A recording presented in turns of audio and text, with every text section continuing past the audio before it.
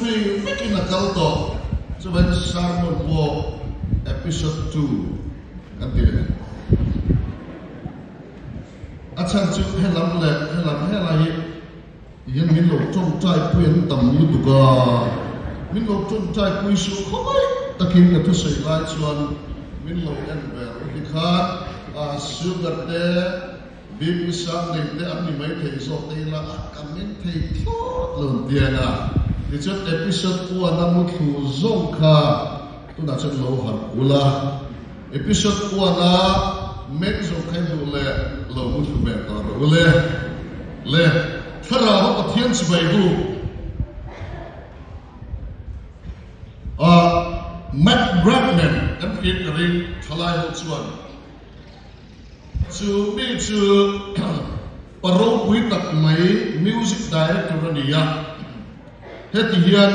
kan soitian pathian chi bai buk na tak nuna mi huailu tu hi ania kum sa ka ko som ko khan the heart of worship ti apwani tum ka chu England ka khan Soul Survivor antia Soul Survivor Church England an pastor chu Mike Pilavachi ani ko kan nuam tak mai ani in kho pon tam thin zai ko nuam na pom thalai nuam anti ma se ko kan ka angai ringin akal ta tlat lo maya an lo zuai tiela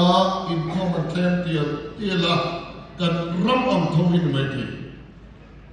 ta chuan pastor Pilavachi chu amam am khop maya committee an ne tine kan tia in khom na nung le nuam in tine kan tia ta chuan an committee chuan engemaw in ti himna recreation program ko kan tani bot se fellowship nuam ta kan siama program chu sang an tia an lim ma se ni kata program zova angai do chalai ka lom zoming piano te keyboard te sound system atharleya biakin chu pai chen cha anan tile tak suman sen tam maya ta chu nuam an ti chalai ka point ma se me dai an instruments tharte an program tharte chu rei te ba adai ka sino chu ta chu Mike Pilavachi chuan ako khom ta ngoi rengin biak na adu du kanom eng wangin ye kan pathian chi bai buk nei atla diam lingle nungle nuamin ka tinge lama kan fak thei to lo ti kan zo kan pathian pasu Mike Pilavachi chu adinga ngoi rengin kan thinungin kan tongtai lama kan pola pathian chi bai buk na thar le nuam kan nei lok na chan enge ni ti chuan an tung try a ngoi rengin lalpa an polta at to pa chuan an pastor chu pathian ron polta Mike Pilavachi chu ama chuan ai polta ko kan nung le nuam nei kalodu hara lalpa chi bai buk na tur kalo mai tua musical instruments tharakan leya go kan ti hinglatur program kan siama anwam reda ilo ma se tuna chuan ka fe futa ka fe chiangta ani ta chuan chumi chan chin chu an soya acquire director chuan Matt Bradman chuan line lo siamta when the music fades all is chipped away music zong zunga chuai veka arre veka anda bo veka hinlung atanga lalpa chibai bukna anan tanta pastor chuan Lord I'm sorry for the things I've made it lalpa kat isualani pathian chibai bukna nung le nuam tak nei le turin rimoi lam kalau le tua kalau le tira so that's what alone I'm coming back to the heart of worship. But here si Bible na life we tak zo to isu nang maini. Kat hin lunga ilolu che hian alone zo. Chúa ba mình nắng mà gió khi và thiên chỉ bay bụng nó lấy quỳnh chữ đi lâu đi à tiền đi Chúa bay ari môi à quay một tuần lai à thalai cái lệ nu lệ phá đủ gió cái năng lâu lứt tụt thalai impression worship in nuam tất nhiên mệt tuổi lại lâu qua ăn phật ministry làm ăn than rui là biết in rồi chẳng lấy cái lệ lâu đi ăn làm ta chú tí nói cho cũng có hộ cái năng câu khó mà dài khó lâu chú cái năng đi á đi lâu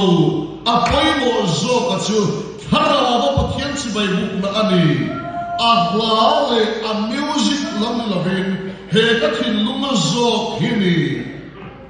chú ta tắc mình chú mấy pila vật chia chú ai cũng chú ta pastor này lâu qua các cái sual này nãy mà chỉ bay bụng na tắc